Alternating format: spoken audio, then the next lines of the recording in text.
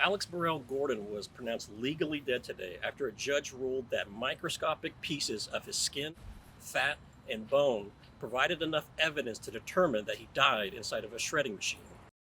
He was last seen by coworkers loading a shredding machine on May 5th during an overnight shift at Industrial Recovery and Recycling, according to an OSHA investigation. Workers noticed he was missing about an hour later. They stopped the shredders to see if Burrell Gordon had perhaps fallen inside, but found nothing. However, workers later noticed a handful of flesh-like material stuck under the conveyor belt and suspected perhaps a small animal had fallen into the machine.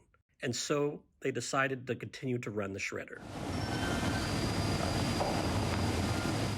The remains discovered by workers were tested by Spartanburg County Sheriff's deputies. The results came back as non-human based on a blood test at the scene. However, weeks later, the dried out sample was rehydrated and investigators found microscopic pieces of a human body that matched the DNA of Burrell Gordon's parents. During that time, more than 60,000 pounds of plastic recycling material had gone through the shredder, complicating the search to find additional evidence. Without a body, Burrell Gordon's disappearance has been a missing persons case until now. Industrial Recovery and Recycling has been cited 3 times in the past 10 years for safety violations by OSHA, including the most recent incident.